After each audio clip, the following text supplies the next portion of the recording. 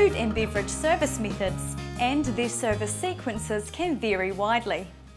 Some of the factors that can influence the style being used are the type of establishment, the time available for the meal, the type of menu, the location of the establishment, the type of customer being targeted, the turnover expected, and of course the price of the meal being served. In the past, the process was purely focused on how the food and beverages were produced and served, with little thought given to the customer's experience. But over time, this has changed, with the customer being the pivotal point around which everything revolves. Now, a deeper understanding is needed about the customer's needs and desired experience for a business in the food service industry to succeed. 客户的体验的话至关重要，有可能呢以口碑相传的方式呢，将你的这个餐厅或好或坏的信息呢传递给其他人，因此呢，我们说，客人的口碑呢非常的关键。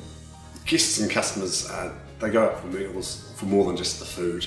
They can get tasty food at home, you know. So what they're going in is for a combination of a great experience, a nice environment with good company and great service. And that great service is a part of the customer process, and where we have a service sequence to make sure everything is the same every time, because consistency is really, really fundamental. The customer process is pretty straightforward. The customer books a time at the establishment if needed and then arrives. Following this, they are likely to order their meal, or if they are at a buffet, for example, they would have to get up and go and look at the choices and serve themselves, or be served by the staff standing behind the buffet. Once they have received their meal, they eat it, pay and leave. In some cases, customers are required to pay before they receive their meal. The customer process appears to be very simple, and it should be, because everything should revolve around the customer. But for the customer process to run smoothly, there's a lot of pressure on the service sequence. Let's take a quick overview to see what it looks like.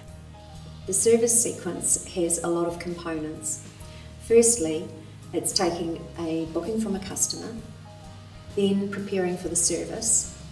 The customer will arrive and they're welcomed. Then you'll need to direct the customer either to a table or maybe to a buffet or possibly a fast food counter. The orders for the customers' food and beverages are taken. The order is given to the kitchen or the bar area as required, and depending on the time, it shouldn't take more than, say, 20 minutes for food to be served to a table. Clearing during service is a really important part of the service sequence, especially in cases where the customer is having entrees or desserts. To have a whole lot of empty dishes around you, it can be unpleasant.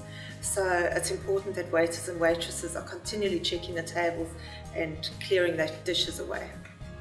Lastly, the customer obviously pays for their experience, and that's done for the customer, I suppose, but certainly not for the restaurant. The restaurant then needs to set for the next lot of guests, and this includes obviously clearing the dining room, taking the materials from the tables and getting them prepared for the next service. Not all services were created equal. We now know that good service isn't just about the meal being delivered. But how many different ways are there to serve a customer? In short, there are 5 different customer processes that can be used. Each of the 5 different customer processes also differ widely within themselves. But to get us started, we'll have a quick overview. First on the list is table service, followed by assisted service, self-service, single point service, and lastly, specialised or in situ service. With table service, the customer enters the restaurant and they're directed to a table. They are seated and an order is taken from a menu. The staff serve their meal at that particular table. Before service, the table's set specifically for dinner, so it has the appropriate crockery and cutlery available. Lastly, during table service, the staff would clear the table. In service, the waiter is very important. But there are many different styles in which a waiter can operate. Silver service style is the highest standard you'll find. The waiter presents the meal to the customers and, by using a spoon and fork, dishes the food onto the customer's plate from food platters or dishes. Another waiter style within the table service is the family style. Here, the main course is already plated, but can still use silver service at times. The vegetables are placed in separate dishes and the sauces are available separately. Other waiter styles include the pre-plated style of food, the butler style, the Russian style, and the Gayrodon style. Also within table service is the bar encounter. Customers are served while seated on stools at a bar. Moving on from table service, let's look more closely at assisted service. There are two types of assisted service. One is a carvery, where the meat is sliced in front of the customer and served to the customer. They can be served at the point where it's been carved or while they're being seated. The other type of service is a buffet style. Customer actually serves themselves from a buffet or can be served by a host from a buffet as well. The self-service style has many different ways in which it can operate. In a cafeteria, the counter style is often used. While in queues, going past service counters, customers choose what they want from the items on display before loading them onto their trays. A free flow style is similar to the self-service, but here the customer can go to random service points and will typically leave by paying at a cash register. An echelon style has counters on angles towards the customer, helping to create a free flow area.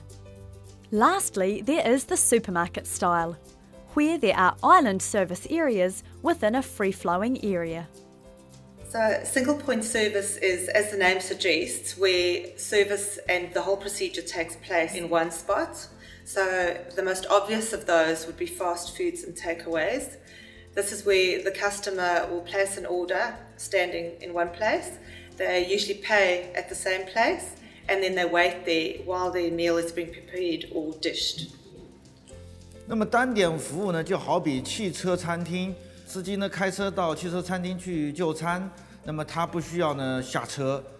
第一个窗口呢是点菜的窗口，那么第二个窗口呢是付账的窗口，那么第三个窗口呢就是拿走食物的窗口。那么三个窗口呢，one by one 呢一气呵成，司机呢不用下车。A classic example of single point service is a vending machine. No interaction with the customer, no human contact. You put your money into the slot, you select your option, the product drops out of the bottom, you take what you want and walk away.